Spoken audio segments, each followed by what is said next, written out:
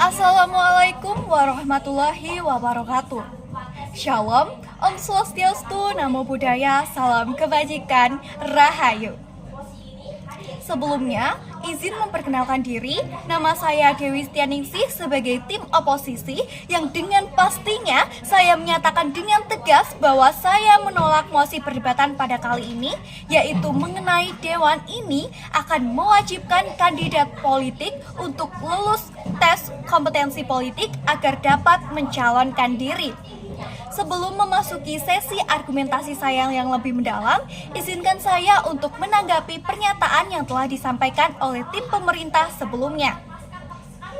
Yang pertama, yaitu terkait dengan kandidat-kandidat politik yang tidak pantas kapasitasnya.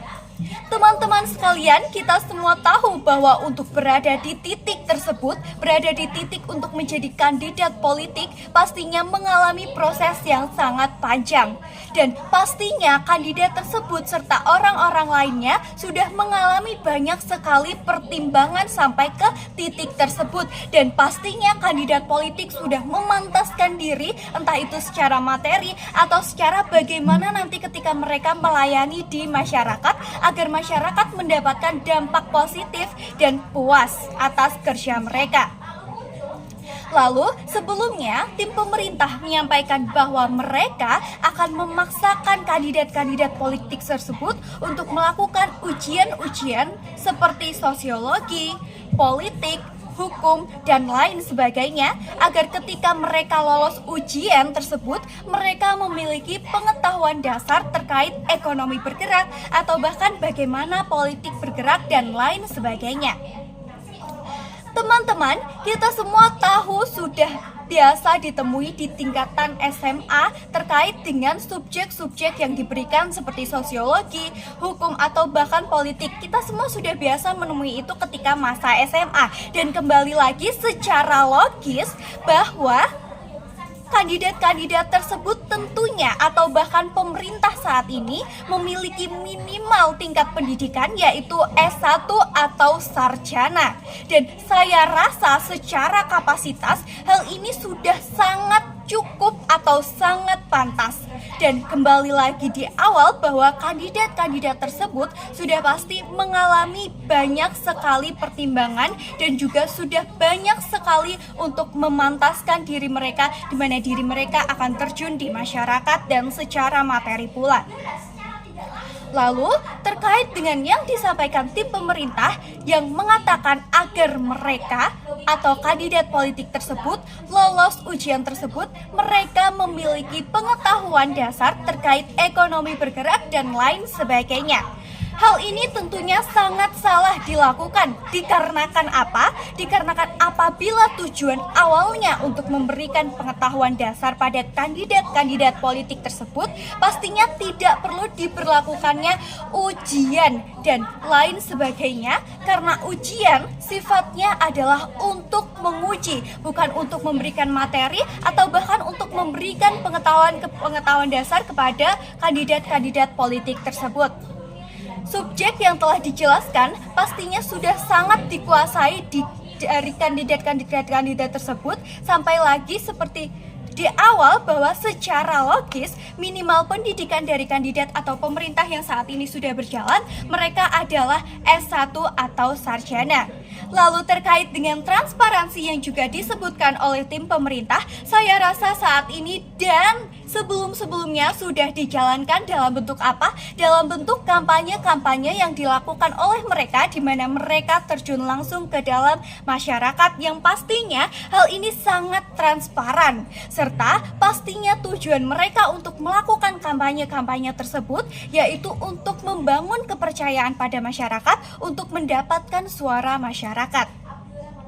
Lalu terkait dengan kebijakan-kebijakan yang akan dilaksanakan oleh kandidat-kandidat atau pemerintah nantinya, atau bahkan membuat aturan dan lain sebagainya, pemerintah pasti membuat aturan atau kebijakan-kebijakan yang tidak dalam individu atau dalam artian tidak membuat aturan atau kebijakan seenaknya sendiri.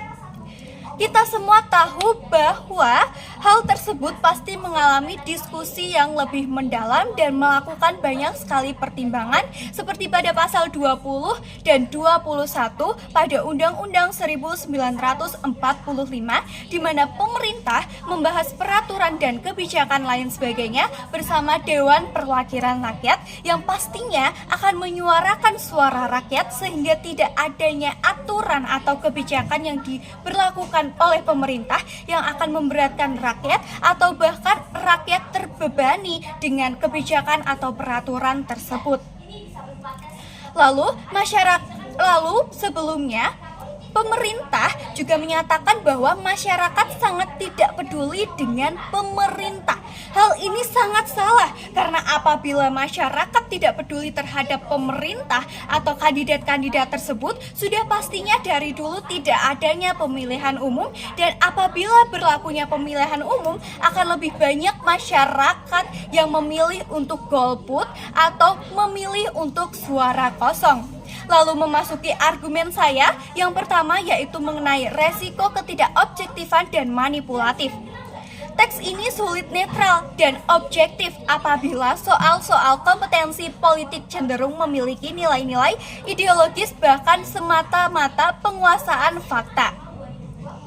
Contohnya yaitu seperti pada kasus tes wawasan kebangsaan bagi ASN yang mengandung unsur screening ideologi dan terindikasi diskriminatif terhadap kelompok tertentu. Oleh karena itu, ujian-ujian yang akan diberlakukan kepada kandidat-kandidat politik ini saya rasa tidak perlu diberlakukan. Dan yang kedua yaitu berdasarkan berdasarkan wacana dan berita-berita terbaru kali ini, menurut Times Indonesia menyatakan bahwa pangkal persoalan bukan tentang pendidikan formal, melainkan transaksionalisme dan nepotisme dalam partai politik yang tidak bisa diatasi hanya lewat uji kompetensi.